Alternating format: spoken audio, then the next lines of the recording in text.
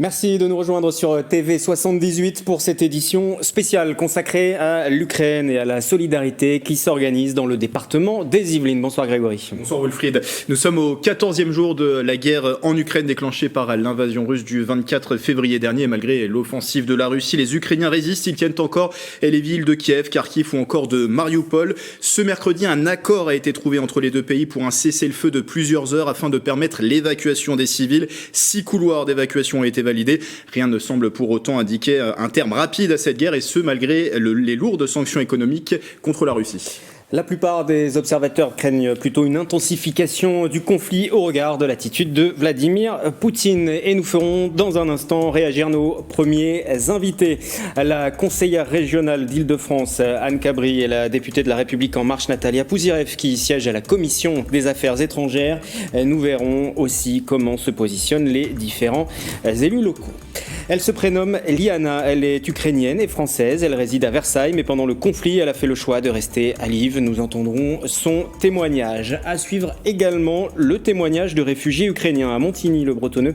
Une famille vient d'être accueillie, la solidarité s'organise. Une solidarité dont font preuve une nouvelle fois de nombreuses associations. Nous recevons l'association locale Perspective Ukrainienne et la protection civile tout à l'heure. Et puis dans un peu moins d'une demi-heure, le président de Saint-Quentin en Yvelines nous présentera aussi les premières mesures prévues par l'agglomération pour venir en aide à l'Ukraine. Et pour débuter cette émission, nous recevons deux invités, deux élus. L'une est députée des Yvelines, l'autre conseiller régional d'Île-de-France et présidente du parc naturel régional et de la Haute-Vallée de Chevreuse. Bonsoir Natalia Pouzyrev, bonsoir Anne Cabri. Bonsoir. Bonsoir à vous deux. Natalia Pouzyrev, députée LREM des Yvelines. On va débuter avec vous. Vous siégez à la Commission des Affaires étrangères de l'Assemblée nationale ainsi qu'à l'Assemblée parlementaire franco-allemande. Et puis je précise aussi qu'au début de votre mandat, vous étiez à la Commission de la Défense. Ma première question qui va porter sur la défense justement. L'Europe aujourd'hui n'est pas assez forte pour faire plier la Russie. Mais déjà, l'Europe n'est pas en guerre avec la Russie. Et bien sûr, la situation est dramatique pour les Ukrainiens, et c'est pour ça que il y a eu ce sursaut européen de la part de tous les pays pour apporter un soutien, y compris en matériel militaire, aux Ukrainiens. Mais l'Europe ne peut pas aller plus loin et risquer d'entrer dans un conflit qui aurait peut-être une propension mondiale. Avant le début du conflit, vous parliez de la nécessité de maintenir le dialogue aussi avec le président russe. C'est toujours le cas, il faut maintenir ce dialogue ? Coûte que coûte, c'est la condition de trouver des points de négociation pour un cessez-le-feu. Même en temps de guerre, il y a toujours des négociations. Vous voyez, il y a des négociations en cours pour ouvrir des couloirs d'évacuation des populations civiles. Il doit y avoir des négociations pour trouver les moyens dans un premier temps, d'obtenir un cessez-le-feu, voire de geler ce conflit. Et ensuite, de trouver peut-être un arrangement de stabilité, de sécurité plus globale, mais ça, ce sera certainement à plus long terme, parce que l'on peut imaginer que le président Poutine, en ce moment, ne va pas reculer et est parti dans un projet qui nous rend pessimistes, parce que effectivement, il bombarde des villes et on a l'impression qu'il a le projet de détruire l'Ukraine. Natalia Pouzyrev, votre regard sur le conflit aujourd'hui, on le rappelle, au 14e jour de cette guerre, avec demain qui s'ouvre à Versailles un sommet européen et une paix qui semble assez impossible à trouver entre la Russie et l'Ukraine. Non, mais c'est pour ça que les États membres de l'Union européenne se réunissent sous la présidence française. Donc Emmanuel Macron mènera ce Conseil de l'Union européenne, bien sûr, qui était prévu avant l'entrée en guerre de la Russie avec l'Ukraine, et qui devait être centré sur l'Europe de la défense, mais aussi toutes les questions de souveraineté énergétique, souveraineté en matière de santé, mais là qui sera bien sûr Conseil qui sera bien sûr plus orienté sur la question ukrainienne. Et c'est en se mettant d'accord, en parlant d'une voix forte et unie, que l'Europe pourra imposer des sanctions plus strictes, faire davantage pression sur la Russie et chercher les moyens de négociation. Comme je disais, il faut maintenir le dialogue, et Emmanuel Macron a, pour l'instant, toujours réussi à maintenir le dialogue, que ce soit avec le président Poutine, le président Zelensky, et aussi en partenariat avec Joe Biden. Et vous parliez des sanctions et forcément des économies occidentales qui aussi en pâtissent de leur côté. Peut-on faire face à une nouvelle crise économique juste après la crise que l'on vient de traverser, cette crise sanitaire ? Il y aura un impact de ce conflit sur les économies européennes. Bien sûr, nous sommes dépendants en termes d'énergie. Toute guerre crée de toute façon une augmentation des prix de l'énergie. On voit que le prix du baril augmente. On le sent déjà. Je pense que chacun à la pompe se rend compte que le prix, notamment du diesel, a fortement augmenté. Il y a des tensions sur d'autres approvisionnements, mais qui sont mineurs, dont on pourra, je pense, que l'on pourra s'y convenir. Mais à l'heure actuelle, il s'agit effectivement de proposer aux Français un plan de résilience. C'est là-dessus que travaille le Premier ministre à la demande du Président pour pouvoir soutenir des professions qui pourraient être les plus exposées. Je pense notamment aux infirmiers, tous les aides à domicile et tout ce qui relève de la logistique, bien sûr. Anne Cabri est également connectée avec nous pour cette édition spéciale sur TV78, conseillère régionale d'Île-de-France, membre de la commission environnement et ruralité. Vous êtes aussi présidente du PNR de la vallée de Chevreuse, maire d'Orsonville. Vous, ce qui vous inquiète, et vous avez alerté sur ce sujet-là, pour rebondir sur ce qui vient d'être dit, c'est l'impact sur l'agriculture, toute cette économie aussi en Île-de-France et dans les Yvelines également. Les agriculteurs font part de leurs inquiétudes. Oui, tout à fait. Tout d'abord, je voulais quand même que toutes mes pensées aillent ce soir au peuple ukrainien, à nos amis ukrainiens. Et oui, c'est clair, aujourd'hui, on est inquiet par rapport aux agriculteurs. Il faut savoir que je suis allée en Ukraine grâce à la Chambre d'agriculture il y a 4 ans, parce qu'il y a un jumelage avec la ville de Lviv. Et les retours qu'on a sont quand même assez inquiétants. Aujourd'hui, notre souveraineté alimentaire va être mise à bas. 30% des céréales sont bloquées dans le port d'Odessa à l'heure à laquelle je vous parle. Il faut savoir qu'Odessa est quand même le premier port mondial pour les céréales. Donc aujourd'hui, on a une crise alimentaire qui arrive. On va avoir une pénurie d'aliments. Peut-être pas pour la France dans l'immédiat, mais vous savez, il y avait le salon de l'agriculture la semaine dernière. J'ai passé, comme plusieurs personnes, et peut-être Madame la députée ici, également plusieurs jours au salon, et j'ai entendu quand même une alerte par rapport à la profession agricole sur des tensions dans certains pays comme le Liban ou la Tunisie qui sont en premier rang par rapport à l'approvisionnement des céréales. Donc il faut pas se le nier. Demain, il faut réarmer notre agriculture parce qu'il faut qu'on ait cette capacité de nourrir. Et aujourd'hui, malheureusement, on se rend compte qu'avec des décisions qui ont été prises à Bruxelles en concernant la PAC et les 4% de jachère, clairement, il faut qu'on revienne sur une autonomie alimentaire et il y a une inquiétude au niveau des céréaliers à ce jour en France. Vous parlez de souveraineté alimentaire européenne, hein, c'est important. Hein. Oui, tout à fait. Tout à fait, c'est important parce que aujourd'hui, les mesures qui ont été prises au niveau de la PAC sont inquiétantes pour le monde alimentaire parce que 4% de jachère, ces 4%, c'est dans 5 mois. Dans 5 mois, quand les grandes cultures ont été récoltées, il faudra utiliser et réutiliser ces 4%. 4%, c'est énorme. Les céréaliers, la profession céréalière, aujourd'hui, nous a indiqué qu'on aurait quand même une crise. Au-delà de ça, on a un problème avec les intrants.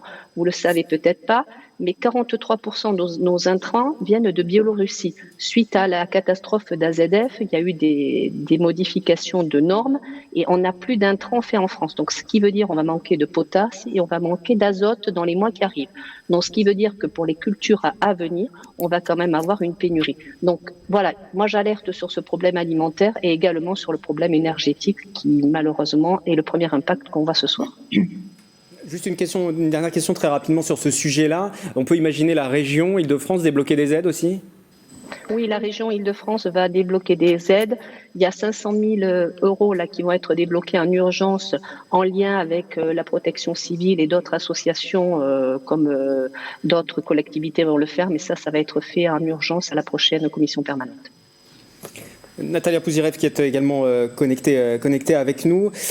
Pour vous faire réagir sur l'évolution aussi de ce conflit, on a entendu la réaction de la conseillère régionale. On sait que les échanges, vous nous avez parlé des échanges qui sont importants à maintenir entre les différents pays. Aussi avec l'opposition biélorusse, c'est important d'avoir un contact parce que vous en avez eu récemment. Oui, tout à fait. Tout d'abord, je voudrais quand même rassurer la population française. Je ne pense pas qu'on soit sujet à une pénurie alimentaire, mais c'est vrai que le prix des intrants va augmenter et c'est ce qu'il faut garder sous contrôle pour que notre agriculture, bien sûr, puisse continuer à produire. Concernant la Biélorussie, j'ai rencontré donc Svetlana Tsikhanovskaya, qui est le leader de l'opposition démocratique en Biélorussie.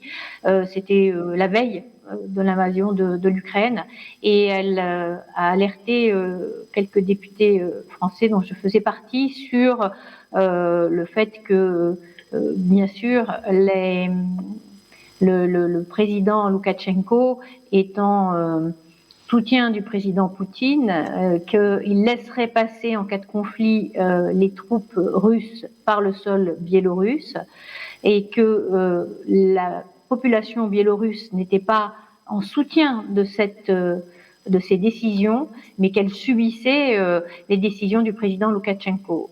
Elle nous a aussi alerté sur le fait que le référendum qui s'est tenu d'ailleurs le 28 février en Biélorussie met fin à la neutralité qui était de mise depuis le démantèlement de l'Union soviétique. Et cette neutralité prévoyait qu'il n'y aurait pas d'armement nucléaire basé en Biélorussie. Et le référendum du 28 février, qui a été organisé par Loukachenko, mais qui était plutôt une manipulation, a donné comme résultat que la neutralité était levée et donc que des armes russes nucléaires pourraient être déployés sur le sol biélorusse, ce qui est une inquiétude supplémentaire. Merci d'avoir été avec nous, Natalia Pouzirev. Merci également à Anne Cabri pour cette intervention. Merci d'avoir été avec nous au début de cette édition spéciale dédiée à la guerre en Ukraine, vue depuis les Yvelines. Nicolas Dandry de la rédaction de TV78 nous a rejoint en plateau. Bonsoir Nicolas. Bonsoir.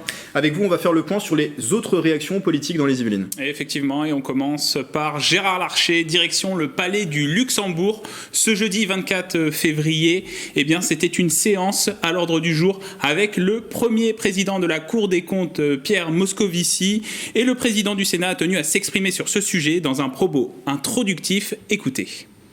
Tôt ce matin, l'armée russe a engagé une intervention militaire d'envergure sur tout le territoire ukrainien, au mépris de l'intégrité et de la souveraineté de ce pays, et naturellement en rayant totalement les accords de Minsk.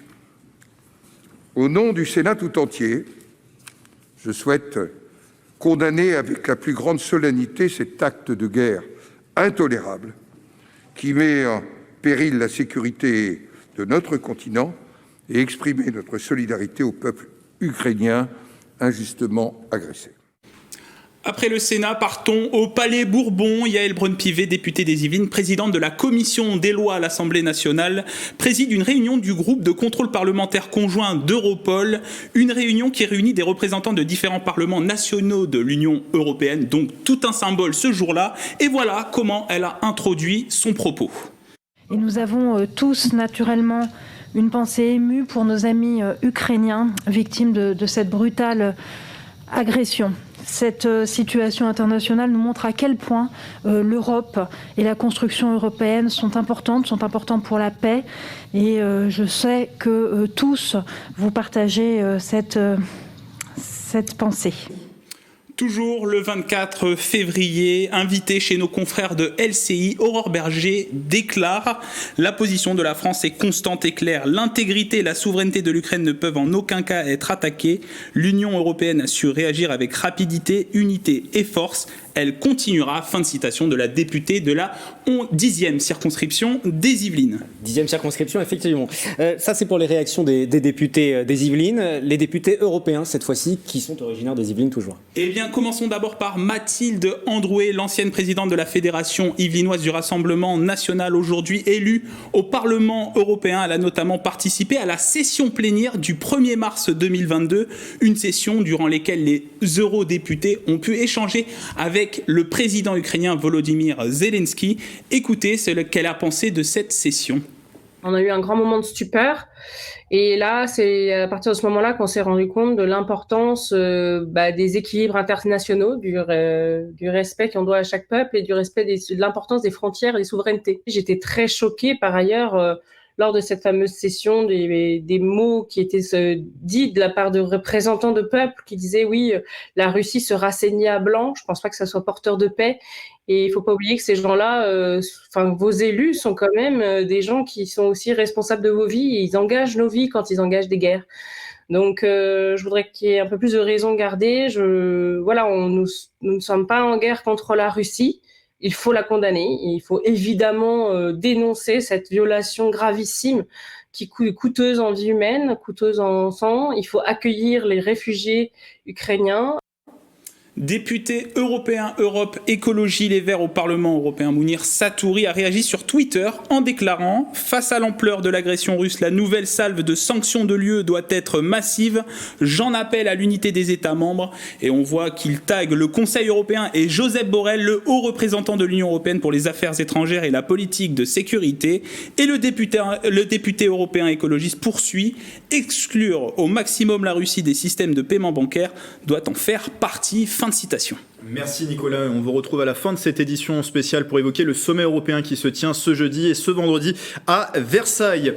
Au 14e jour de la guerre, plus de 2 millions d'Ukrainiens ont dû quitter leur pays selon les chiffres de l'ONU. Environ 5000 seraient déjà arrivés en France. Alors la mobilisation s'organise notamment dans les Yvelines. Le préfet Jean-Jacques Brault a envoyé un courrier au maire. L'objectif, c'est de répertorier les offres d'hébergement d'urgence dans les villes pour les familles réfugiées. Et le recensement est encore en cours. En parallèle, des initiatives personnelles dont on parlera tout à l'heure sont également lancées ou des associations qui s'organisent également pour cet accueil. On en parle avec notre invité qui nous a rejoint en plateau, c'est Lesia Dariko-Dmitrenko. Merci d'être avec nous, bonsoir. Bonsoir. Vous êtes habitante de Montigny-le-Bretonneux oui. Et également présidente de l'association Perspective Ukrainienne. Son but, c'est de promouvoir l'Ukraine dans toute sa diversité, ses multiples aspirations et aussi de mettre en place un dialogue avec les pouvoirs publics français, aussi communautaires et étrangers, ainsi qu'avec toutes les instances internationales afin de les sensibiliser aux problématiques ukrainiennes. Alors vous êtes en ce moment, on le précise, à la recherche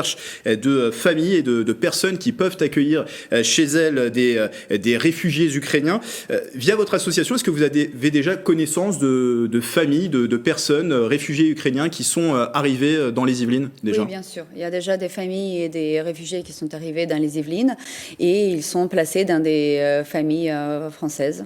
Et est-ce que des arrivées sont aussi prévues prochainement ? Il y a d'autres arrivées qui sont prévues. Il y a un bus qu'on espère va pouvoir partir de Lviv vendredi et on espère l'accueillir 2-3 jours après. Les familles qui sont déjà arrivées, elles sont hébergées grâce à votre association. C'est grâce aussi à des initiatives personnelles. Il y a un peu des élans de solidarité qui se mettent en place. Exactement, c'est un élan de solidarité, mais l'association Perspective Ukrainienne regroupe et tient une liste de personnes qui sont portées volontaires pour accueillir les familles ukrainiennes. D'où arrivent ces familles, de quelle partie de l'Ukraine et quel a été leur parcours justement pour arriver en France ? Le parcours, il était très très long. Il vient de différentes parties de l'Ukraine, de Kiev, de l'ouest de l'Ukraine, du sud de l'Ukraine. Et effectivement, ils sont passés par la route. Effectivement, il n'y avait plus d'avions. Et la traversée de la frontière, elle était compliquée. Mais une fois en Pologne, Roumanie ou Moldavie, ils étaient bien accueillis et toutes les possibilités d'hébergement ont été reçues. Et après, le transport, il était organisé pour les acheminer vers la France. Il faut dire que la France, pour les Ukrainiens, c'est très loin. C'est compliqué de prendre une décision de venir aussi loin et de laisser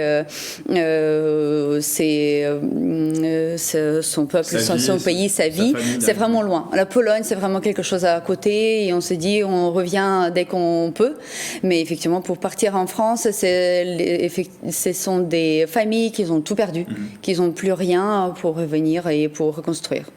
Le porte-parole du gouvernement français a annoncé la création d'une cellule interministérielle sous l'égide du ministère de l'Intérieur pour justement permettre, assurer l'accueil des réfugiés ukrainiens en France. Est-ce que ça va permettre d'accélérer aussi les choses? Ça va simplifier votre travail? On espère vraiment parce que les familles françaises accueillant les Ukrainiens chez elles, ils rencontrent des problématiques très, on va dire, pratiques de inscription de ces personnes à la préfecture pour avoir la couverture médicale universelle, pour avoir toutes les aides dont ils ont le droit, pour avoir la possibilité de travailler et pour inscrire leurs enfants à l'école. Oui, parce qu'être accueilli c'est une chose, mais ensuite il faut aussi continuer à vivre tout simplement, bien sûr. Quel est le profil justement un petit peu des personnes qui viennent jusqu'en France? Ce sont des personnes qui ont déjà des liens avec la France aussi. Alors déjà on précise, les hommes ne viennent pas, ils restent au front. Ce sont les enfants, les femmes, les personnes âgées? Ce sont des femmes avec les enfants. Les personnes âgées, ils limitent ce genre de périple et le trajet qui est très compliqué, long et dur. Donc effectivement, c'est beaucoup de femmes avec les enfants. On va regarder justement à présent, je propose de regarder un reportage. Nous avons rencontré une habitante de Voisins-le-Bretonneux, elle est ukrainienne et avant même l'organisation de tous ces convois, elle a réussi à faire venir une amie et également ses enfants. Ils fuyaient le pays. Propos recueillis par Mathilde Franco. Anastasia et Daria se connaissent depuis longtemps. Elles ont fait leurs études ensemble en Ukraine, au Conservatoire national de Kiev. Dès que la guerre a commencé le 24 février, Daria a accepté que son amie et sa famille viennent vivre chez elle. Anastasia est partie avec sa sœur Marina, ses deux nièces Maria et Olga et son bébé Alissa, ainsi que leur chien et leur chat. Un véritable périple depuis Kiev.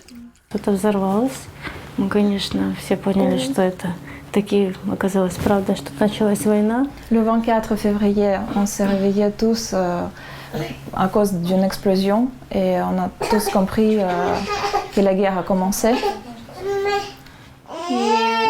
Один день мы остались в Киеве, потому что мы надеялись, может, все-таки это неправда. Une journée, on est resté à Kiev parce qu'on espérait que c'était pas vrai, que c'était juste pour nous faire peur. Но на следующую ночь опять взорвалось уже ближе к нам. И мы решили, что надо уезжать. Мы сели в машину и поехали на Западную Украину. Nuit suivante, ça a explosé encore une fois, déjà tout près de chez nous.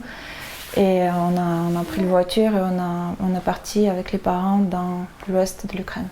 Les deux jeunes femmes ont mis 2 jours pour sortir de la capitale et arriver dans un petit village à plusieurs centaines de kilomètres de la frontière avec la Roumanie.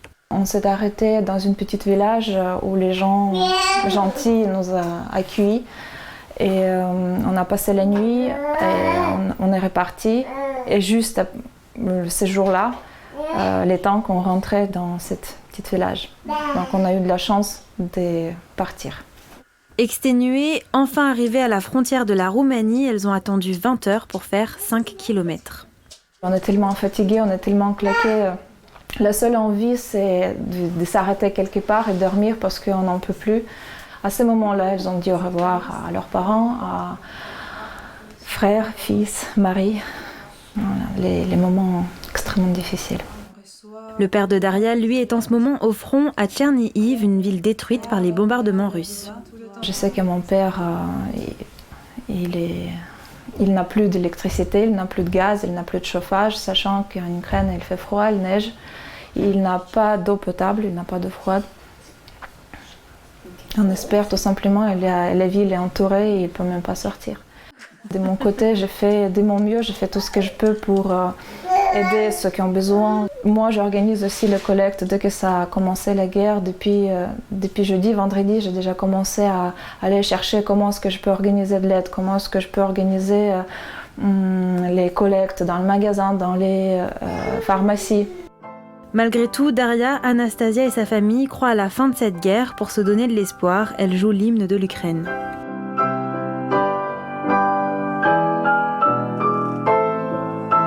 Слава Україні! Героям слава!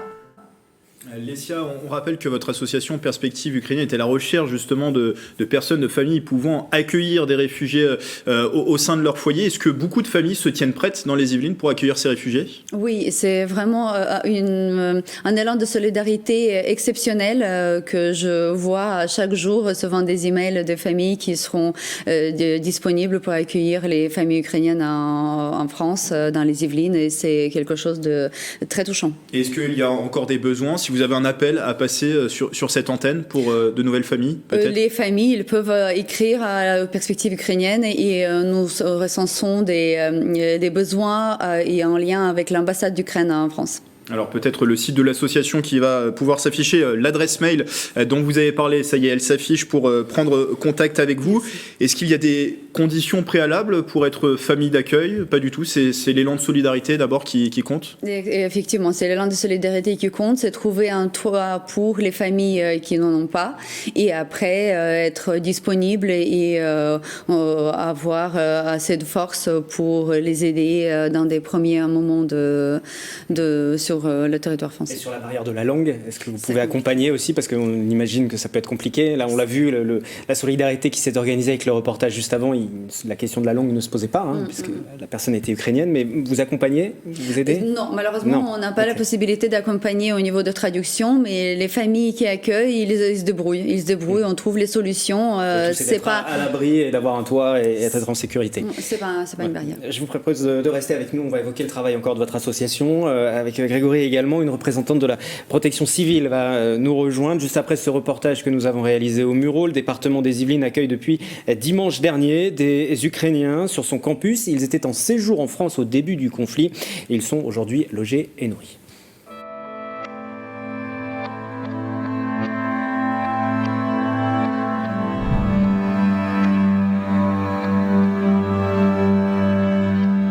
Musician. I write my songs and playing on guitar, piano, ukulele, and a little bit of flauta.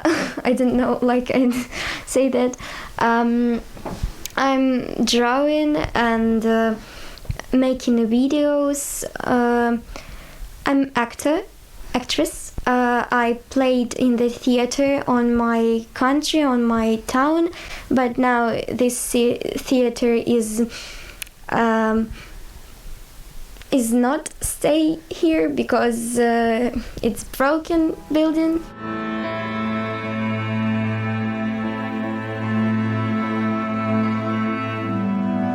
Today I feel, I don't know, maybe normal, maybe very sad, because I read in news every 5 minutes, and this news it's not good.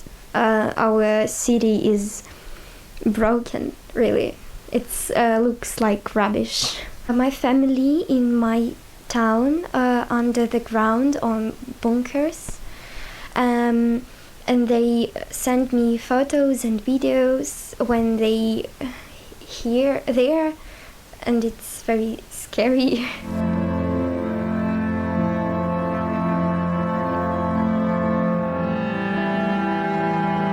I want to work on job or going to school and spend money for my family, because I can't help them there. I can help them here. We want to learn the French, me and my friends, because I think it's very good. It's very important for live here on this time, and it's important to find a job and study here. They take care of me, and this this place really nice for us. We're very благодарны. Thank you.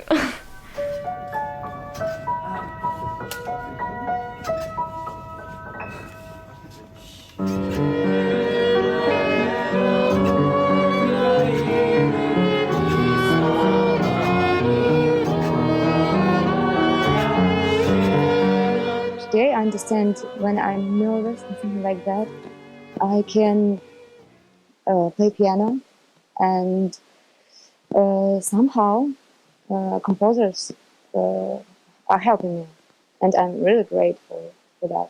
We support our spirit, and in that time, it was very important.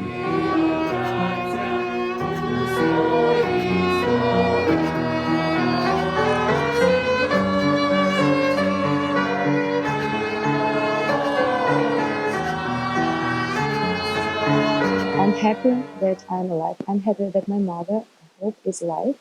I'm happy that my cat is alive and my twin sister is alive. But still, I have many friends in Ukraine. And my heart, right now, I can think nothing about Ukraine, because even if everyone who I know somehow be here in peaceful countries, still there are warriors who are trying to protect everyone from evil, and there is not much help. I'm trying my best. I send my money and my car to them, and as I said, my family, part of my family right now, they are helping their doctors or their partisans, but it is dangerous for them. And also, I love my city and I love my country because of the history.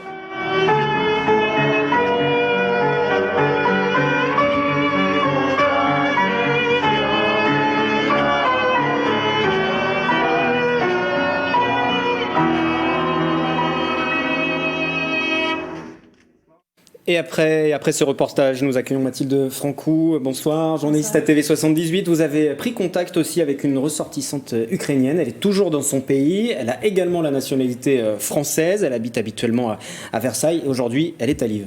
Oui, Liana Banquette fait partie des Ukrainiens qui ont décidé de rester volontairement sur place pour aider les milliers de réfugiés fuyant la guerre. Donc cette Versaillaise, comme vous le disiez, elle a la double nationalité, elle est franco-ukrainienne et pour elle, c'était une évidence de rester sur place malgré la guerre. C'est logique pour moi parce qu'il y a les hommes qui combattent pour nous. Ils nous défendent et je ne vois pas de raison de fuir. Parce que si tout le monde va faire ça, pour sauver sa vie, pour se protéger. Ce n'est pas la peine de défendre le pays. Pays vide, non. Il faut qu'il y ait quelqu'un qui va essayer aider, faire la collecte, coordination. Je ne sais pas si après, il faudra qu'on soigne des blessés. Moi-même, je suis bénévole à la Croix-Rouge Unité Versailles, donc j'ai une petite formation, peut-être je peux être aussi utile. Liana est située à Lviv, la ville la plus grosse située à l'ouest de l'Ukraine. Et donc, c'est là où la résistance s'organise. Les habitants protègent le patrimoine culturel en mettant des bâches sur les statues. Les œuvres d'art du musée national sont descendues au sous-sol pour les protéger. Le musée d'art contemporain est transformé en centre humanitaire. Depuis le début de la guerre, les écoles sont également fermées et les enfants participent aussi à l'effort de guerre dans la ville en préparant des repas pour les soldats et en faisant des camouflages pour les véhicules militaires. On protège les statues, les fontaines, on les protège avec les protections au cas où s'il y a un bombardement ou s'il y a une fusillade. Vous avez vu peut-être chez nous, toute la ville fait les camouflages, les filets camouflages pour les tanks, pour les voitures, pour les blindés. Située à 70 km de la frontière polonaise, Lviv voit arriver des milliers de réfugiés. Selon Liana, c'est environ 70 000 personnes qui transitent chaque jour par la ville. Chaque jour, on a à peu près 70 000 personnes qui passent par la ville. Parce que c'est quand même, la ville, c'est le passage vers l'Europe. Par nous, pour partir en Pologne, en Hongrie, en Tchèque, en Slovénie, en Roumanie, tous les pays là, c'est nous qui sommes sur la route, par le train, par le bus ou les voitures. Et chaque jour, vous avez en moyenne 70 000 personnes qui passent. Mais sur place, la solidarité est toujours bien présente. D'après Liana, chaque citoyen accueille chez lui des réfugiés pour 1 ou 2 nuits. Et Liana me confiait également que les files d'attente pour aller donner son sang ou même pour devenir bénévole sont blindées. Et en ce qui la concerne, même si la ville se fait attaquer, elle restera bien sur place pour aider son pays. Et nous essaierons d'avoir des liens encore avec elle pour voir comment évolue la situation sur place. Merci beaucoup Mathilde pour ce témoignage. On poursuit Grégory cette édition spéciale sur TV78 si vous venez de nous rejoindre pour suivre le conflit en Ukraine, la guerre en Ukraine depuis les Yvelines. Face à ce conflit, les associations s'organisent pour accompagner les réfugiés qui arrivent en France, aider aussi les populations restées sur place ou dans les pays frontaliers de l'Ukraine. Signalons l'action d'une association basée à Équevilly dans les Yvelines. C'est l'association humanitaire La Gerbe qui envoie des convois régulièrement dans l'Est de l'Europe depuis sa création en 1988. Un premier camion est parti pour la Pologne la semaine dernière avec 10 tonnes de matériel à son bord. Le départ d'un deuxième semi-remorque est prévu ce jeudi. La Gerbe espère pouvoir faire partir un camion toutes les semaines. Je rappelle que nous recevons en plateau Lesia Dariko-Dmitrenko qui est habitante de Montigny-le-Bretonneux et présidente de l'association Perspective ukrainienne. Nous a rejoint également en visioconférence Virginie Mesmer. Bonsoir. Bonsoir. Vous êtes la secrétaire générale de la protection civile des Yvelines. On va voir comment est engagée justement dans un instant la protection civile dans ce temps de guerre. Revenons à l'association Perspective ukrainienne. À Montigny-le-Bretonneux, la mobilisation est faite par votre association en lien et en collaboration avec la mairie. Comment s'est fait ce lien justement avec la mairie de Montigny-le-Bretonneux ?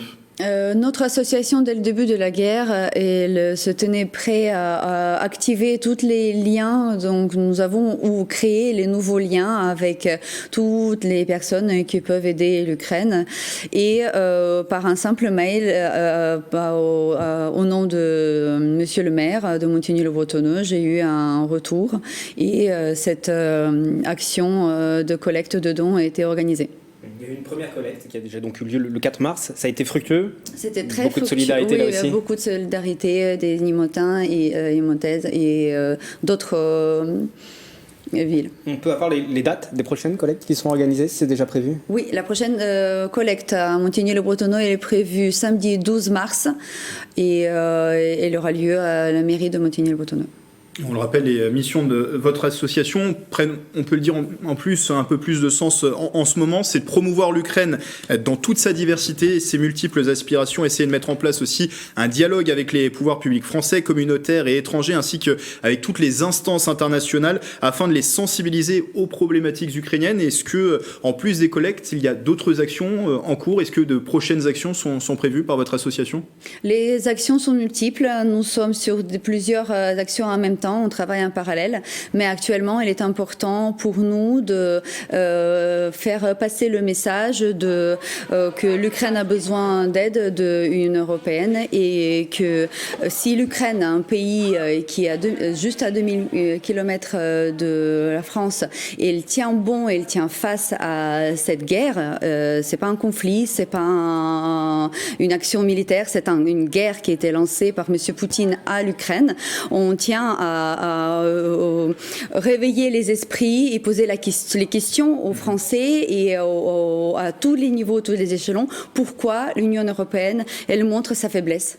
Pourquoi on ne peut pas répondre de manière ferme et protéger tous ces enfants qui meurent chaque jour, toutes ces femmes, les hommes qui meurent chaque jour, toutes ces infrastructures logistiques. L'Ukraine, c'est un très beau pays et on ne comprenons pas pourquoi cette faiblesse est montrée à un dictateur à qui on ne peut pas faire confiance, qui a rompu tous ces contrats de prix avec le président Macron et maintenant c'est compliqué de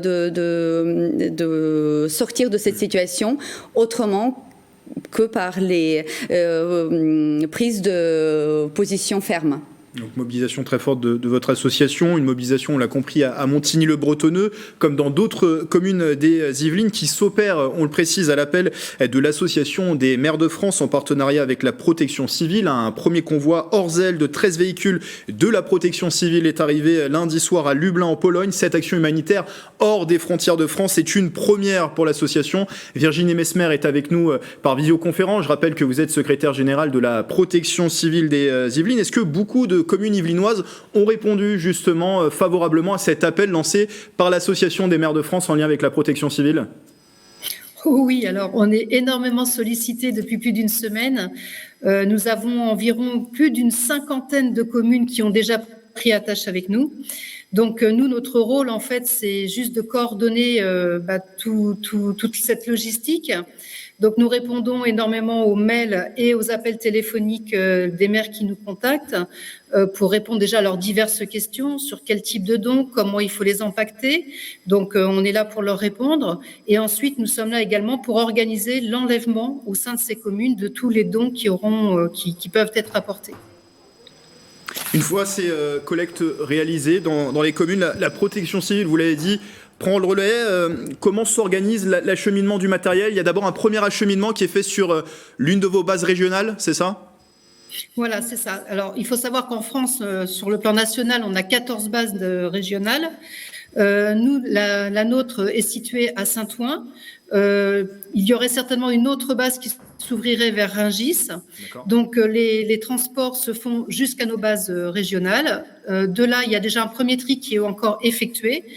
Ensuite, d'autres routeurs viennent récupérer tous les dons pour les emmener, en fait, là, cette fois-ci, sur notre base logistique nationale qui se trouve à Strasbourg. Donc là, c'est toutes les bases régionales qui remontent à Strasbourg.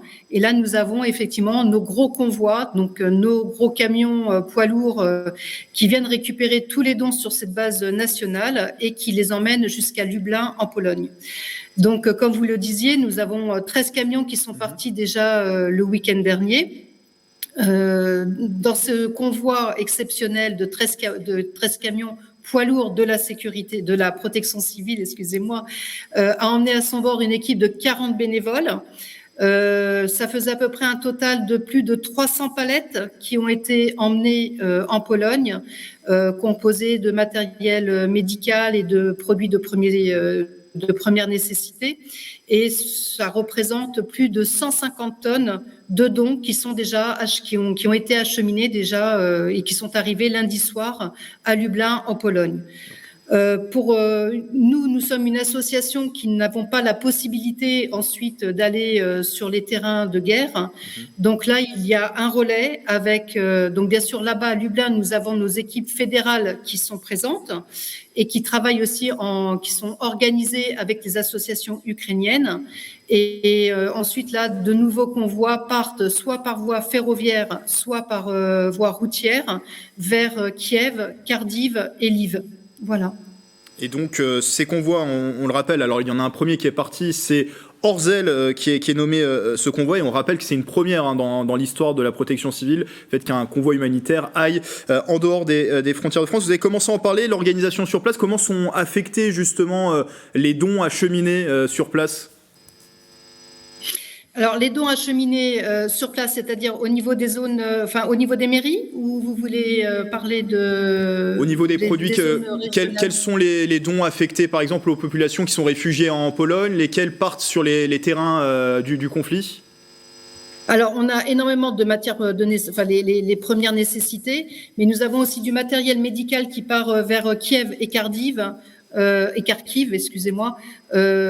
pour les hôpitaux également. Et donc, il y a un partenariat qui est en train aussi de se mettre en place avec les hôpitaux. Je sais qu'à Poissy, demain, l'hôpital va donner des dons et donc vont pouvoir partir également. On doit les récupérer demain.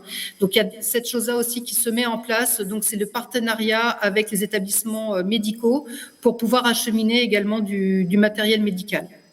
Je me permets de vous interrompre, Grégory. Nous allons prendre le cours de cette émission, mais nous avons aussi en connexion avec nous le président de Saint-Quentin en Yvelines, qui doit se sauver ensuite, puisque nous sommes en direct, si vous venez de nous rejoindre sur TV78 et sur nos différents réseaux sociaux qui retransmettent cette émission. Jean-Michel Forgous, bonsoir. Est-ce que vous m'entendez? Président de Saint-Quentin en Yvelines, également maire d'Elancourt, est-ce que vous m'entendez? Visiblement un problème de son, Wilfried. On voit bien Jean-Michel Forgous, mais on n'arrive pas à l'entendre. Est-ce que Jean-Michel Forgous, une dernière fois, vous nous entendez? Sinon, on va essayer de rétablir la connexion. Bon, très bien. Grégory, je vous laisse reprendre la main. On va régler ce petit souci technique. On va essayer de retrouver le président de Saint-Quentin pour évoquer la mobilisation, l'organisation aussi de l'agglomération, puisqu'il y a des aides qui tentent de s'organiser. Et l'agglomération de Saint-Quentin, comme d'autres aussi, cherche à coordonner un petit peu tout ça. Et hier se tenait une réunion des 12 maires de Saint-Quentin en Yvelines. On espère qu'on pourra en parler dans quelques instants. On espère pouvoir le retrouver dans un instant. Virginie Messmer est toujours avec nous par visioconférence, secrétaire générale de la protection civile des Yvelines. On parlait de l'envoi d'un premier convoi Orzel. Est-ce que d'autres convois sont prévus dans les prochains jours ? Oui, tout à fait. Nous avons un convoi qui va à nouveau partir dimanche prochain, donc le 13 mars. Là, il y aura 15 camions poids lourds de la protection civile, donc non plus 13, mais on passe à 15 camions poids lourds, qui vont représenter aussi plus de 150 tonnes de dons qui vont être acheminés exactement de la même manière. Pour reparler justement du contenu de ces dons, on le disait tout à l'heure, énormément de matériel médical, des produits de première nécessité, des produits d'hygiène. C'est surtout ça aujourd'hui dont vous avez besoin, qui est acheminé sur place ? Tout à fait. Donc, on a toujours besoin, bien sûr, de ces produits, mais actuellement, nous faisons aussi un appel aux dons qui est très important. Alors, c'est un appel aux dons pour pouvoir acheter du matériel médical.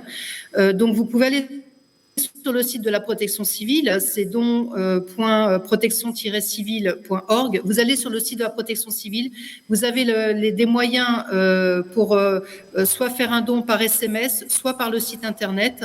Et les maires, nous leur fournissons également le RIB, le numéro du RIB pour pouvoir faire un versement directement au sein de la Fédération nationale de la protection civile, ce qui va nous permettre d'acheter du matériel médical et de pouvoir les emmener là-bas directement pour pouvoir subvenir à tous ces besoins médicaux. Avec le site qui s'affiche actuellement au bas de l'écran. Une dernière question, Virginie Messmer.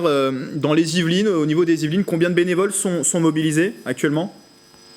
Alors, dans les Yvelines, je ne pourrais pas vous dire exactement, mais je sais qu'il y a plus de 500 bénévoles qui se mobilisent, en fait, qui partent des bases régionales jusqu'à Strasbourg.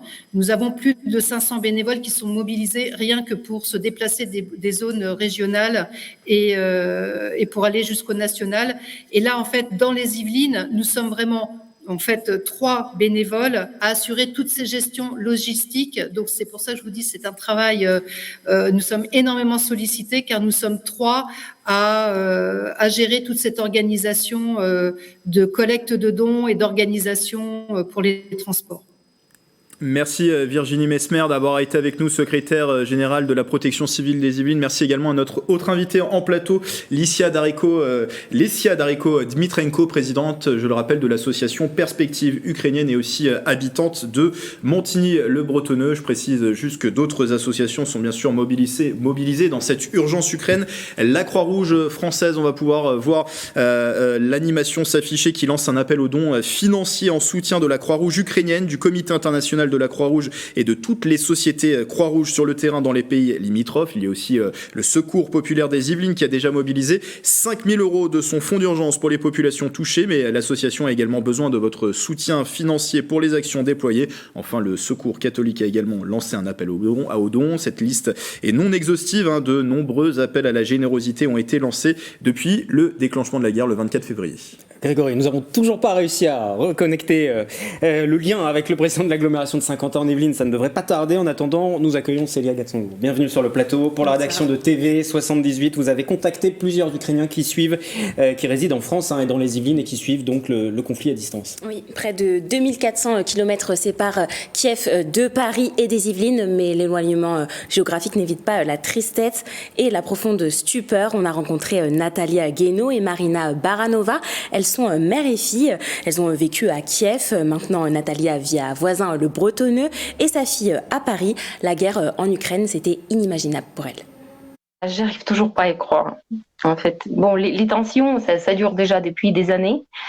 Mais c'est vrai que la guerre comme ça, avec des bombes qui tombent sur des villes, c'est incroyable. C'est atroce. Enfin, je ne sais pas s'il y a un mot qui est assez fort pour décrire ça, mais moi j'ai mon père qui est là-bas en fait, qui est à Kiev. Et du coup, j'ai un peu les infos en temps réel, qui sont encore plus horribles en fait que ce qu'on entend ou ce qu'on voit à la télé. On habitait là-bas il y a quelques années. Donc en soi, on aurait pu être là-bas en fait. Si on n'a pas déménagé, on serait dans les bombes, concrètement. Autre témoignage d'une habitante alousienne. Elle s'appelle Véronique Skrotsky, elle est d'origine ukrainienne, son père est né à Odessa. Elle est en contact permanent avec ses cousins qui sont toujours là-bas. C'est une espèce de sidération et on se dit c'est impossible parce que ils étaient tellement heureux, ils commençaient à créer depuis un moment. Il y a, par exemple à Odessa, il y a le festival de jazz qu'organise ma cousine. Et donc penser que ça puisse comme ça leur arriver, que ça tombe dessus et qu'on se retrouve 100 ans après à la case départ de la révolution russe où les gens se sont retrouvés sur la route, c'est quelque chose qui est inimaginable. On sent dans le témoignage de Véronique beaucoup d'incompréhension, mais aussi comme Natalia et Marina, un sentiment d'impuissance finalement, puisqu'elles sont très loin. Elles soutiennent bien sûr leur famille et leurs amis. Marina est partie plusieurs fois manifester par exemple. Alors à Poissy, Célia, le président du club de football est d'origine ukrainienne. Comment vit-il le conflit depuis les Yvelines ? Eh bien, depuis le début de la guerre, il a pris contact avec ses amis encore sur place. Il se sent bien sûr concerné. Il se mobilise à sa manière. Il est en relation avec 4 joueurs.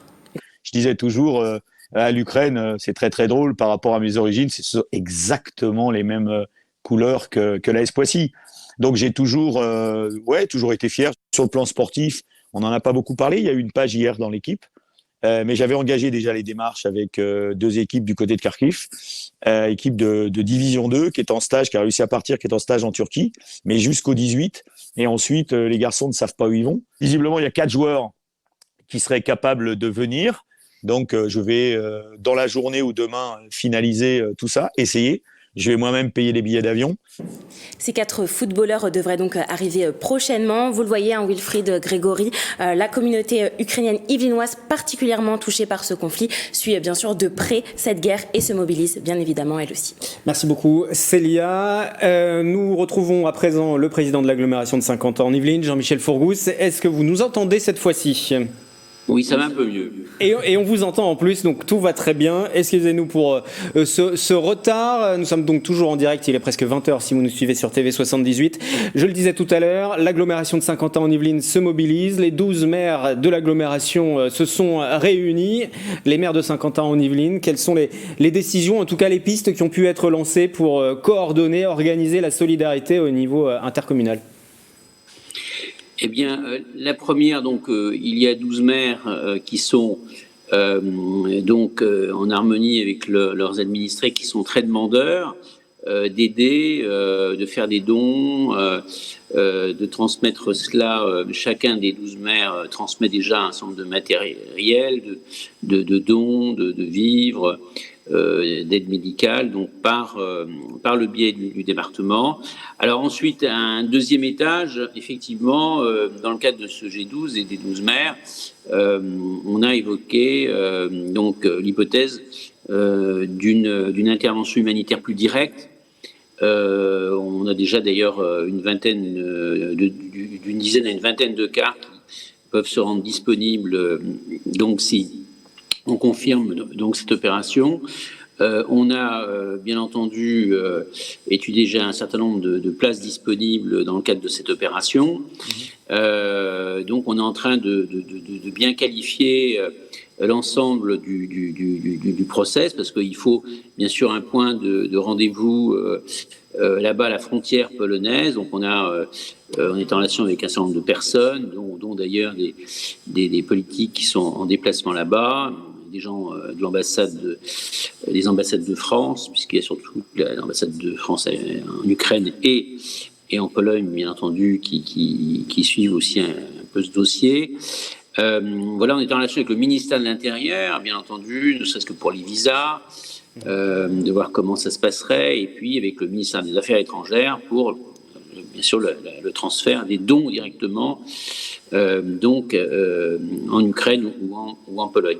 Voilà ce que je peux vous dire. Donc tout le monde est... Vous parliez des différents maires qui sont mobilisés. On va organiser une réunion avec l'ensemble des associations, parce qu'il y a beaucoup d'associations qui souhaitent donner une contribution et de participer à l'organisation.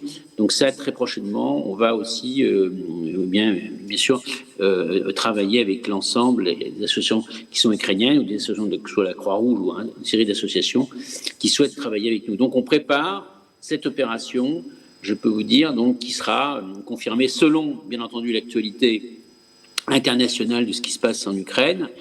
Mais en tout cas, on est en train d'organiser une deuxième phase, compte tenu que la première continue tous les jours. Il y a des dons et qui sont transférés, bien sûr, directement au conseil départemental. Voilà ce que je peux vous dire de la situation que nous vivons, avec une forte mobilisation de nos administrés des 12 communes qui sont très sensibilisés par ce drame, bien sûr, qui tous les soirs est vu et visionné à la télévision et qui vraiment, dans cette période où l'Europe, je pense que dans ce moment difficile, l'Europe affirme en tout cas une image aussi de sérénité. C'est un continent qui visiblement est envié et on voit bien cette relation avec nos amis ukrainiens.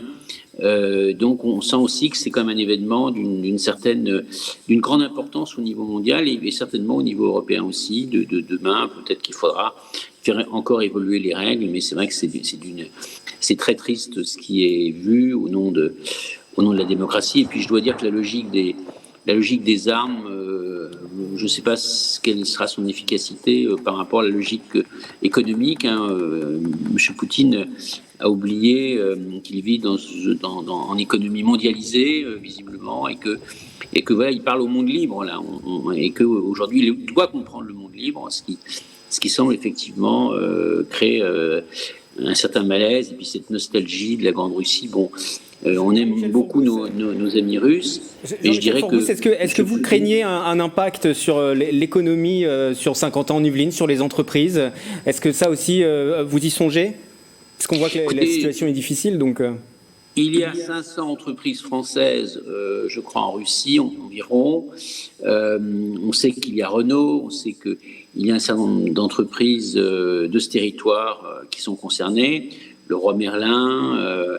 Donc pour l'instant, on rentre en relation avec eux. Alors, il y a des entreprises qui sont plus ou moins concernées. Hein. Il y en a certaines qui devront effectivement revenir complètement en France, d'autres qui pourront rester partiellement. Donc on étudie, la direction du développement économique de 50 ans Yvelines étudie un petit peu la situation et l'accompagnement qu'on pourrait éventuellement porter donc à ces entreprises donc, qui ont des liens directement avec 50 ans Yvelines. Bien sûr que ça, c'est observé parce qu'il y a derrière, bien sûr, des emplois, il y a le fait de bien protéger nos entreprises de ces crises, parce que je veux dire que c'est quand même un malheur économique, c'est un malheur aussi sportif, quand on voit que nos amis russes, nos sportifs russes sont mis hors jeu en fait dans cette opération. Donc je dirais qu'il faut vraiment que ce conflit cesse le plus vite possible, parce que les effets pour la Russie d'abord sont quand même très graves, et pour la France, pour tout le monde, et le climat de sérénité qui caractérise aujourd'hui l'Europe depuis 1945, voilà, on souhaite le garder, on souhaite que ça reste un modèle. Et je dirais que tous les politiques se téléphonent beaucoup en ce moment. Moi, j'ai même d'anciens députés qui sont sur place là-bas, et on échange la situation pour bien affiner, en tout cas si on fait une opération humanitaire significative, bien sûr, qu'elle soit bien coordonnée et voilà qu'elle corresponde bien en tout cas, puis aussi qu'on s'harmonise bien sûr avec les ministères Affaires étrangères et puis intérieures pour que cette opération réussisse. Mais pour l'instant, je vous dis, on est au niveau de la qualification. On prépare également le vélodrome en cas de nécessité. C'est un outil bien sûr très puissant de solidarité pour organiser bien entendu une telle opération et où tout le monde se retrouve et on redispatche les gens. Donc voilà, on prévoit l'ensemble des dispositifs associatifs, le vélodrome, les 12 communes et l'ensemble des relations bien sûr qu'on a avec les ministères de l'Intérieur et des Affaires étrangères et puis également bien sûr la préfecture.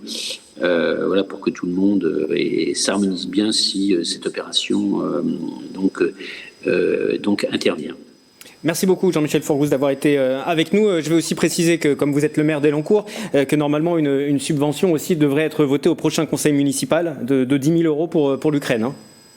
Absolument, en marque de solidarité qui effectivement, et on sent que nos administrés sont très volontaires devant la souffrance du peuple ukrainien. Merci beaucoup d'avoir été avec nous et donc l'agglomération de Saint-Quentin qui se mobilise et des actions, vous l'avez entendu, qui sont à venir. Et on va refermer cette édition spéciale avec Nicolas Dandry qui nous a de nouveau rejoint en plateau. Rebonsoir Nicolas. Rebonsoir. On évoque avec vous un rendez-vous qui demain sera au centre de toute l'attention. C'est un sommet européen pour tenter de ramener peut-être la paix en Europe qui va se tenir à Versailles. C'est donc jeudi et vendredi. Et avant de détailler le programme, parlons déjà de l'impact que ça va avoir sur la vie des Versaillais et Versaillaises et un rendez-vous exceptionnel, dispositif exceptionnel. Regardez cette carte de Versailles, plus précisément du quartier du Château durant les 2 prochains jours. Vous le voyez, différentes zones sont définies en rouge. C'est la bulle de sécurité du sommet européen. L'accès est strictement interdit au public. En orange, la circulation des véhicules est interdite et les piétons pourront accéder à cette zone avec un motif valable comme l'accès au commerce, aux écoles ou un rendez-vous médical. Enfin, la zone jaune sera ponctuellement interrompue. Vous voyez, c'est sur le côté de la carte. Elle concerne l'avenue de Saint-Cloud et le boulevard de la Reine. Au total, 2000 policiers seront mobilisés au sein de la zone rouge et autour du château. Et sur ce dispositif, comme je l'ai dit, exceptionnel, je vous propose d'écouter Thomas Lavielle. Il est directeur du cabinet du préfet des Yvelines. Le dispositif de sécurité exceptionnel qui est mis en place à l'occasion du sommet des 10 et 11 mars se traduit par un contrôle de la zone du château et des abords du château et également par un contrôle des flux de personnes amenées à accéder au sein du château évidemment, mais aussi aux abords du château. Le préfet a souhaité mettre en place une cellule d'information du public qui vise à répondre dès aujourd'hui par mail et le 10 et le 11 par téléphone à toutes les interrogations qui se poseront pour les cas particuliers qui pourront se présenter d'accès de personnes à mobilité réduite, de rendez-vous médicaux, toutes les situations individuelles qu'il faudra traiter pour faciliter la vie des riverains dans une situation qui reste exceptionnelle et qui créera des contraintes. Et comme vous avez pu le voir affiché sur votre écran, si vous souhaitez des informations sur ce dispositif, vous pouvez contacter les services de la préfecture au mail qui s'est affiché en bas de l'écran ou au numéro suivant 07 85 58 86 93. Un sommet, très bien, mais un sommet pour quoi faire ? Alors, un sommet européen au château de Versailles qui s'inscrit dans le cadre de la présidence française du Conseil de l'Union européenne.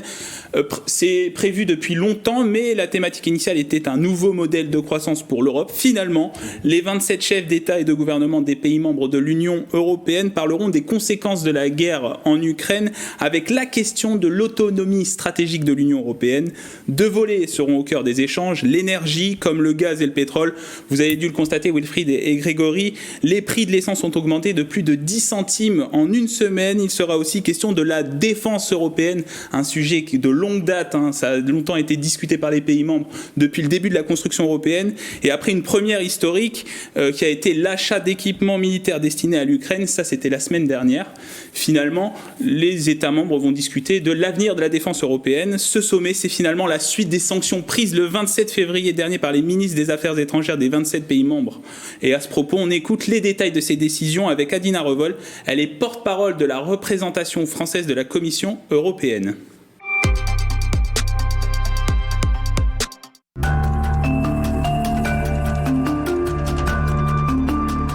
La guerre est revenue sur le continent européen et l'Union européenne s'est montrée à la hauteur de l'histoire en adoptant les sanctions les plus importantes de son histoire. C'est des sanctions très rapides qui ont été adoptées et très lourdes qui impactent déjà de manière très très importante l'économie russe. L'Union européenne, c'est une terre d'accueil, donc elle a accueilli ces Ukrainiens qui fuient et elle leur a offert protection.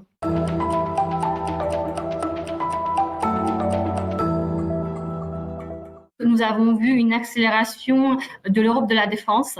En 6 jours, il y a eu plus de progrès qu'en 20 ans d'Europe de la défense. Nous avons décidé pour la première fois d'investir dans des armes létales. Donc 500 millions d'euros ont été investis pour livrer des armes létales à l'armée ukrainienne pour lui permettre de se battre. Aujourd'hui, l'Union européenne est dépendante à 40% des importations de gaz russe. L'Union européenne a présenté hier un plan pour réduire cette dépendance très très rapidement, en renforçant aussi la production du biogaz dans l'Union européenne. Donc on propose de doubler la production de gaz dans l'Union européenne et en faisant un effort sans précédent pour renforcer l'efficacité énergétique, donc mieux isoler nos bâtiments. Merci beaucoup Nicolas pour ces précisions. Rendez-vous donc en tout cas demain à 18h sur notre antenne en direct et via nos lives sur Facebook, sur Twitter. Rendez-vous toute la journée sur les réseaux sociaux pour suivre ce sommet. Ce sera durant 2 jours et donc avec l'édition spéciale avec vous Grégory. On va refermer cette édition spéciale d'aujourd'hui consacrée à l'Ukraine avec juste un dernier mot. Si vous souhaitez faire un don, si vous souhaitez intervenir, souhaitez aider et souhaitez éviter que des mauvaises intentions ne puissent vous permettre de vous faire arnaquer aussi, parce que ça on n'en a pas parlé, mais ça existe aussi. Malheureusement, il y a un seul site, service-public.fr, et toutes les indications sont données et tout sera sécure pour aider l'Ukraine, en plus de toutes les adresses qu'on vous a données aujourd'hui. Merci Wilfried, et cette édition spéciale est à revoir sur notre site internet, notre application mobile bien sûr en replay. Excellente soirée sur TV78 et donc rendez-vous demain jeudi à 18h en direct.